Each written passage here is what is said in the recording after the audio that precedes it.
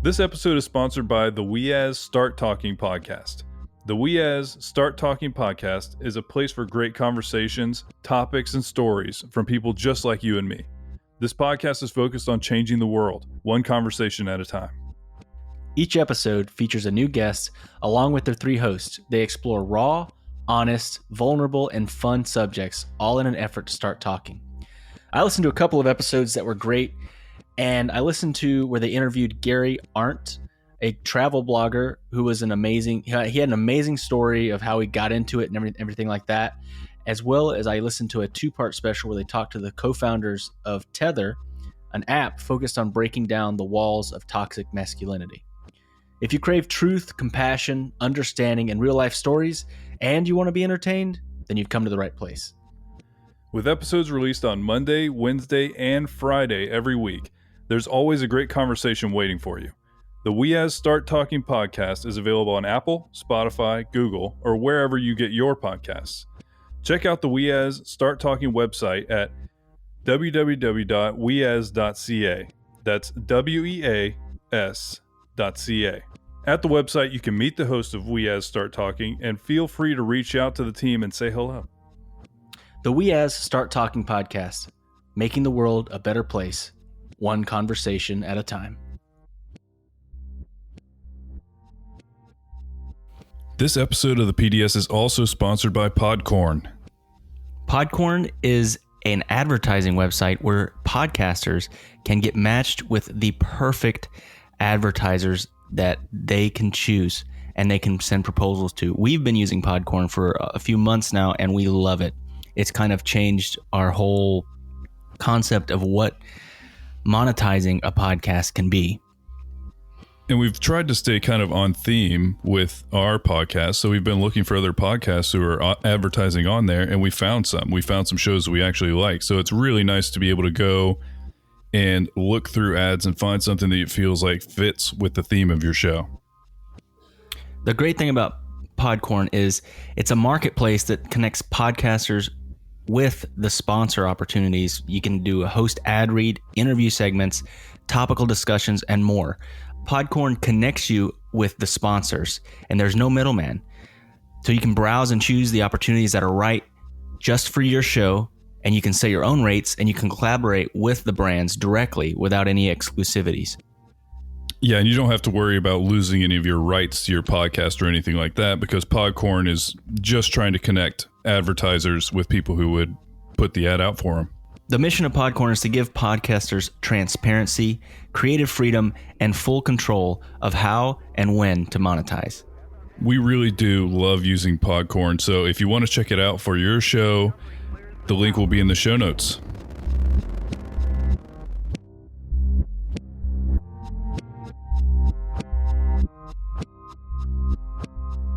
Welcome to the Podcast Discovery Show, the podcast that's about other podcasts, where every single week we have a book club style discussion about a podcast that we recommended last week. And at the end of this episode, we're going to recommend a brand new episode, and we're going to talk about that one next week. I'm Kirk. And I am Zach. And this week we're talking about the original Gimlet show called StartUp. Heck yes. I am such a Gimlet fanboy. We've talked about a lot of Gimlet shows on here. I know I've listened to every single episode of Reply All, some of them multiple times. And yes, I love Gimlet stuff, but this is Gimlet's first show that they ever came out with. And if you don't know what Gimlet is, Gimlet Media, it is a podcast studio that was started by Alex Bloomberg. And he used to work at This American Life, so he knew podcasting. He knew radio, because, I mean, that's a syndicated show across the U.S., as well as on a podcast. And he went off on his own to start this podcast company, and he documented he documented everything. I mean, like, there's conversations with him and his wife, and he's like, what do you think we should, like, there's very intimate conversations that no company should have out there. Like, he's talking about finding his partner, like his business partner, and how much of the company he should give them. And then it's very much very in-depth. But I knew that was kind of boring for everybody. So I wanted to talk about this specific episode. But at Gimlet as a whole, they have almost 20 different shows now. They're very successful, and just recently they were bought by Amazon, not by Amazon, by Spotify for $200 million. Yeah, this show it's really interesting because when you go and you look through their catalog online, it starts out with just what Kirk was talking about, where you have these conversations with him trying to build the company, and he did that intentionally. You know, you wanted to document what was happening, and so it's kind of like very meta thinking to make a podcast about your podcast studio while you're doing it. But he was doing that, and then you can see how the show progresses. I think they get to like 7 seasons, but eventually, yeah, like Kirk said, they get bought by Spotify. You're not really a startup anymore when you get No. bought out for $200 million. You've made it. You did it. So then they started pivoting to other startup stories, and that's kind of the category we're in. But then they even move on to talking to other people that can give you advice or interesting topics and stuff like that. So it really, you get to see the full development of this from an idea in the startup phase to now, where Gimlet's enormous and can talk to whoever they want to and has really high level shows all over their network. And you kind of get to go through that whole journey. And I think they're on their last season now. Yeah, I haven't quite caught up yet. I think I've listened to like the first 50 episodes, which is still a lot, but I'm not quite to the newest stuff yet. But this episode that we're going to talk about, it was 2 episodes.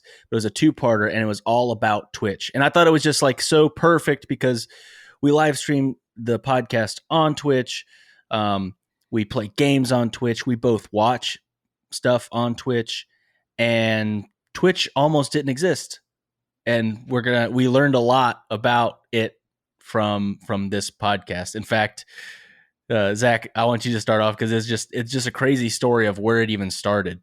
Yeah. So before it was Twitch, it was Justin TV, and it was 4 guys who essentially thought, we need to get our friend Justin, and we need to record every second of his life for as long as we can. And we need to build a company around this idea. And that's literally what they did. They all quit everything they were doing. One guy was at MIT and dropped out. And they built an entire thing about watching Justin live his life. And first of all, just the most buck wild reason to start a company. But like, look at it now, you know. And I mean, that type of thing took off still. I bet the IRL channels are still doing well in Twitch. You know, it was never really something I got personally. I never got that. Like, I get it. Like, you get to see like everything about somebody's life, but it just, I don't know, it didn't do it for me. So I never watched Justin TV. I remember hearing about it like towards the end of it when it started getting into game streaming, but that's what brought me on, not that. Same. But essentially they made Justin a big old backpack that weighed 30 pounds and it had a computer in it. And my favorite thing, and that also just like makes me feel a little bit better, because I've tried a few entrepreneurial type things that have not gone great. Some of them have gone okay.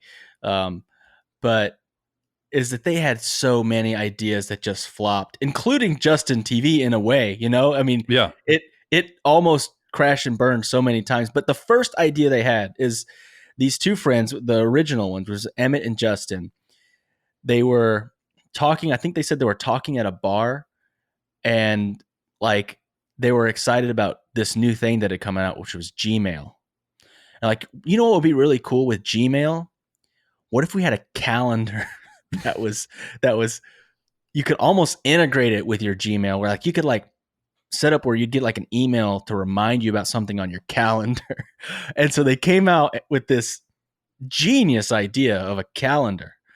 Well, long story short, a year later, Google came out with Google Calendar, which is integrated exactly seamlessly into Gmail, and they just got blown up immediately. So that idea was just like, honestly, okay, that's a good idea though. It's not a bad idea. Obviously, it was a good idea because Google came and just blew them up with it. But that's not a bad idea. It just the timing could not have been worse in some ways. Maybe if they had it, well, I don't know.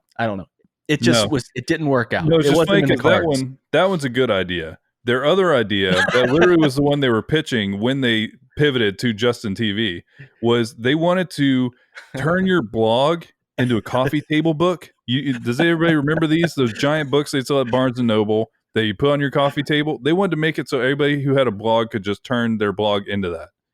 What's weird is I could see that actually being a thing now. Oh, I'm not. it would be People niche. making their Instagram freaking a coffee table book. Yeah. You know that this is something that probably, if it doesn't exist, someone's working on. But here's the thing: who's buying coffee table books? You know what I mean? That's the question. Like, yes, you can do that. You can make an awesome book out of somebody's awesome Instagram. Who's buying that book? I don't know. I mean, I think it's you buy it for your own house and like, hey, this is my blog. That's what I'm saying. Oh, you're like, hey, if you don't have your phone, I also have my Instagram on the table there if you'd like to check it out. If I were to do that, that would be the book that I'd have like next to the toilet in the guest bathroom. It's like, you're bored. Here's a book to read. But no one needs to read when they're on the toilet anymore. Everyone's got phones. But yeah, and then their main idea was, like you said, live streaming this dude's life. Basically I didn't know it was like 24 hours a day almost. Yeah, dude, that would be the part that killed me. Because yeah, it's 24/7 at night. They would set up a tripod and just record him sleeping. That would make me extremely uncomfortable. If like I just knew there was a camera just watching me all the time while I was sleeping. But apparently when they first started, it was actually really successful. A lot of people were watching it. They were on like, what do they say? Like Good Morning America or something like that. One of these NPR. morning shows on NPR. They got sponsors. They were sponsored by freaking Balls Energy Drink. We used to love Balls Energy Drink. I wish that we were sponsored by Balls Energy Drink. Hey, reach out to us, Balls. We'd love to be sponsored by your energy drink. But like what was listening? Whoever, hey, Balls Mr. Balls, whoever, Mr. Balls. That's definitely what his name is. But what was funny is when they did all of this, it was early internet to the point, not super early, but the tech wasn't even there yet for there to be live streaming remotely outside of your house away from your computer. And so that's where Kyle, the MIT dropout, came in. He basically had to make up this way for them to be able to live stream outside of the house. And that's what Zach was mentioning, the 30-pound backpack that he had to carry around everywhere he went. And so at first it was successful. Everyone loved it. People were watching it and all this other stuff until it wasn't a novel new thing anymore. Yeah. But as that was happening, as they were getting less and less people watching Justin TV, they're having more and more people talk about wanting to do their own version of Justin TV. And so honestly, I feel like that's the real success story of this entire thing, is their ability to see when there's something lacking and to make the adjustment and switch it over. Because then they started looking into, okay, how can we let other people do this? How do we make a platform so other people can stream their lives too? And then it kind of got another big surge of energy to it. And so that's easily something where they could have just said, well, our idea is failing. What do we do? And they just pivoted enough so that it kind of hit again. I think they said they were having something like 30 million like users on the platform. But I did like the part where they mentioned when it started getting boring, which I love how they didn't like contemplate ahead of time. This might get boring at some point where watching Justin's this guy just sit on a bus isn't exciting. But people started like almost like swatting him, where like they would figure out where he was at because it was live, and they would call whatever restaurant he was at and like order stuff that he didn't order. It reminded me something from Trailer Park Boys, pretty much. Or they would, I think at one point, and they played the recording of someone called. And it's not funny. Someone called the cops and said there was a stabbing, and so the cops show up like, "Was there a stabbing here?" It's like, "No, there was no stabbing." It's just people, internet people. No, it was the earliest swatting that I've ever heard of. You know what I mean? Yeah, because it became a thing on Twitch too, and I mean now it's really serious. I think they're charging people for felonies on that now. So I think they've really figured out they don't want that to happen anymore. And so they've really incentivized you to not do that. But yeah, they basically were just trying to make this so that it was working. so that they could get their viewers back. But then they figured out that they could do this instead. This is what I love about this story. This particular startup is their ability to pivot. Because, I mean, even just what we've talked about so far, they pivoted from Google Calendar to coffee table blocks. Yeah. Sorry, it's so stupid. To following this dude around 24 hours a day, to now a platform where other people can live stream regular things, and they're going to have to continue pivoting as we talk. But this is what I admire about these guys. It's not, and that's what I love as well, is they're interviewing them throughout this whole thing, and they're like, dude, we're not smart. Like, we're not smart guys. You know, we're not these tech gurus that know how to build all this crazy infrastructure. We just dudes that had an idea, and somehow it's, after failing multiple times, we found some way that it worked.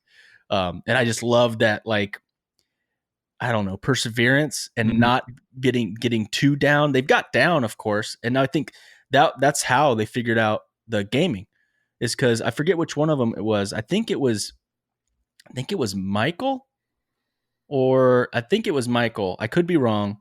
Was the one that was, he said it was, he basically, when it was still Justin TV, but people were allowed to stream as well, he got a little bit depressed, and he's like, I just treated it as like a 9 to 5. I would go to work and then go home, play video games, hang out with friends, and just kind of got in this funk. So he was kind of in this funk, playing a lot of video games and watching people play a lot of video games on his own platform. And that's when he realized, I think this is where we shine, is in video games. And it's interesting how much of a stretch that had to have been, because they said only 2% of their users were streaming video games. Yeah, it was a moment where he saw something clearly that wasn't really there. You know, he definitely drew something great from it. And because now, how many people are on Twitch at any given time at this point? Literally, and the vast majority, we are in the minority here of kind of having like a talk show for even a segment of our show. The vast majority is just streaming games. You know, there's performance and there's artwork and things like that, but it's how many people are on a daily basis? How many hours are spent watching these streams? So it's just crazy that they were ever running into some of these low times, when in the end it really is popular now. So it's hard to even like imagine that it wasn't at that time. Yeah, but before they even pivoted to video games, them having to go before Congress because people being people were just live streaming football games and soccer games and UFC fights from their living room. And then Congress and all these big media companies were trying to go after Justin TV at the time.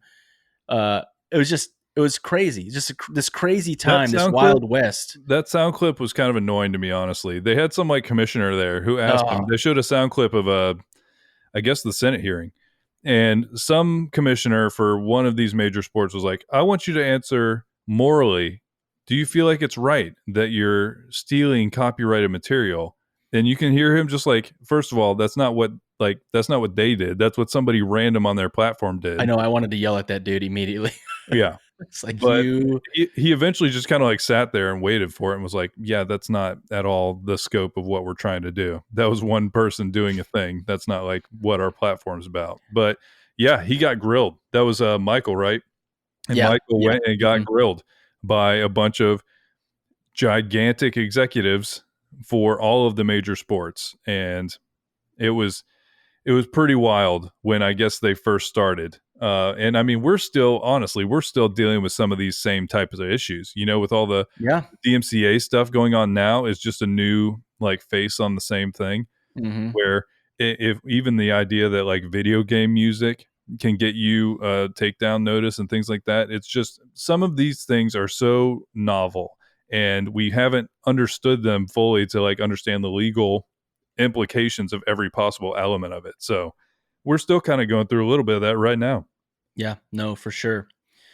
But then, like we said, no, it was Emmett that was during the difficult time saw that gaming was kind of what he thought their niche was. And he's the one that made the decision brought it to the group. And they were hesitant at first, but then they did make that pivot. And that's when they changed their name to Twitch rather than Justin TV, because it was no longer just about Justin. It became Twitch. And I mean, the rest is kind of history, man. I mean, it's just that's kind of where it started, and then it just kind of took off from there, and it's slowly built to where it's at today. And like you said, we're on Twitch right now, and it's No, and so are NFL games. You know what I mean? yeah. They play Thursday Night Football on Twitch TV now, so it's really crazy because a I lot of mean, they these got things. bought by Amazon for $1 billion. Yeah. $1 billion with a B. Yeah, and it's like fully integrated. You know, you get the Prime subs, and you can do like the Amazon watch parties and everything like that. So it is definitely taken like its final form of what it really could have, like what all it could be. So it's pretty cool to see the humble beginnings of something that has become such a powerhouse for sure. Yeah. And it's really well like presented. Lisa is a great interviewer. She talks to all of the major players in this. Mm-hmm. You know, she talks to all of the executive level and the founding members of Justin TV throughout the whole thing. And it really was just a really cool thing to listen to. And I remember they were talking about the trough of sorrow, which is Mm-hmm. actually that moment where you're like, I've spent so much time and effort on this. Is it even good? You know? And it's like there was so many moments in the show where they were so relatable, because I really do think they're mostly just normal guys who had Yeah. an idea and did something. So there's a lot of moments that are just so relatable to anybody who's doing any kind of endeavor that takes kind of just belief and going for it a little bit. I like these guys. You know, I heard about another one where they talked about the guy from Uber, and like this guy, that guy's a superhuman. Like no one should act like that. He's crazy. Like I think that he wanted to play Wii tennis and he wanted to be good at it, and he ended up practicing till he was the second best in the world while doing Uber. So it's like he's got this like I've got to be the best kind of mentality. These guys were just like, hey, I got this idea. Let's try to make it work. It's not working. Let's do something a little different. I love it, because that's the way I think a lot of times. I guess that's why I love it, because I kind of see myself in them. But I do love how at the end, and I kind of want to kind of end on this and kind of talk about this for a minute. Justin talks a lot, and he has it gave me hope in a way, but it also was like, is it that easy though? He was talking about how like anyone can start something in tech. Like anyone can. He made it seem like anyone can be successful on the internet, doing something. And Lisa kind of pushed back on that because she's been interviewing all these people that are doing startups, and most of them are tech startups, and some of them do not do well, and they're dumping their everything into it. You know, their time, their money. That like it's one of those things. You just see people.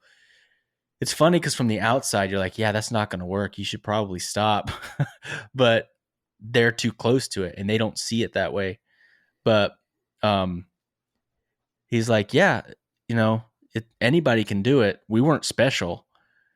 But she pushes him. And I did like how he ended up kind of capitulating into a certain extent, because you're like, well, isn't there some bit of it that's just luck? And he says that basically, he put it this way, and I did like this a lot. He said it's like accruing a bunch of lottery tickets. The more that you continue and don't give up and keep trying, the more chances you get to hit. And I loved that mentality. So it wasn't as much like anybody can do it. You're just a loser if you don't make it work immediately. It was more like it's hard and you've got to be lucky. There's a million things that you know got to go right for it to work. But you just got to not give up, and eventually maybe one of those things will hit. I really liked that. Yeah, I feel like one of them also said something paraphrased, but anybody can do it, but not anybody will do it. Mm-hmm. You know, for either a personal decision they don't want to make, or there's luck that goes the other way too, where bad luck can ruin everything you're doing. So everybody has the opportunity to do something like this. I think what he's saying is it's not like we're some special anomaly is why we've been able to do this, but just there's risk involved, and you'll fail, and there's people who will fail, and there's people who will succeed, and everybody can have a shot at it. But it ends up being just a really awesome episode. Well, 2 episodes to listen to because you just learn a ton about it. It's super interesting to hear how something like Twitch was started on kind of just fly by the seat of your pants style business. Yeah. But yeah, it was just really cool. I have a question for you, Kirk. Mm-hmm. If you were Justin, how long would you have made it? They only recorded him like 24 hours a day for I think about a month before he started getting real sick of it. Really? I don't think I could go a month. I mean, I'm thinking maybe a week. Yeah, I would have to be getting paid for it to be a week. You know what I mean? Yeah. No, I'm not doing it for free for nothing. I wouldn't do it 1 minute for, well, okay. Maybe Well, we're doing it right now for free. Well, yeah. Yeah, I guess. No, but like it's different than like I would never want to do that where it's like following you around in just your personal life. I like this because we hop on, we hang out and we talk with everybody we're friends with. We make the show, but then it's not like when you're sleeping, there's a camera watching you, or like they said he like went out on dates and like there was a camera there and he would go just anywhere he was going. Just there was a camera. Yeah, I don't think I could do it. I don't think I could do that. But yeah, no, it was a great show. And now I want to go start a business. Zach, what business are we going to start? I mean, are you about to start some kind of pickle business? Is this like the soft pitch for some kind of Kirky's Pickles? Yeah, let's do it. But we got to go in partners. We got to figure out a good name for it. Not Kirky's Pickles. I don't like that. I don't like that one at all. We'll workshop it a little bit, and we'll be back with our artisanal pickle business. Artisanal pickles. But yeah, if you haven't listened to the StartUp podcast, you definitely should. I would recommend, if you're interested in podcast stuff at all, like podcast business, definitely listen to the first season, which is all about, the beginning of Gimlet. It's great. I didn't think that would be as widely interesting to everybody as like Twitch. So, and as well as it's a whole season. But yeah, my recommendation is to go listen to that because it's great. All right. We have an announcement about next week, and I'm actually really excited about it. So next week, we have our first guest host of the season. We're having our buddy Paul Chomo from the Varmints podcast come over and live stream with us next week, next Saturday. And he has sent us his recommendation for next week's episode. Yes, his recommendation for next week's episode is Lexitecture. Lexitecture. That's an interesting word. It's Lexitecture. Episode 81. And we have not listened to it yet, but that's the fun and the adventure that we're going to be on with this new endeavor for the season 5 is when we get a guest to come be a part of the show, we're going to be able to discover a show ourselves for the first time from our friends. And then they're going to be here for us to be able to talk to them about it. And it's going to be great. Yeah. And I also think that he's going to play some Among Us with us after the stream. So yes. Looking forward to having 2 episodes with our buddy Paul next week. Yeah, we've been putting up some, reaching out to get some people on the show and getting our months lined out. And it was great because he was willing to be on the live stream because, we're reaching out to podcast guys. Some of the times I don't know if they want to be comfortable being on the live stream. So I give them the opportunity not to be. And he was fine with being on it, as well as he was excited to maybe be on Discovery Weekly and play games after. Man after my own heart. The guy's awesome. Full night with Chomo. All right, guys. Thank you so much for listening. And remember, there's always more to discover.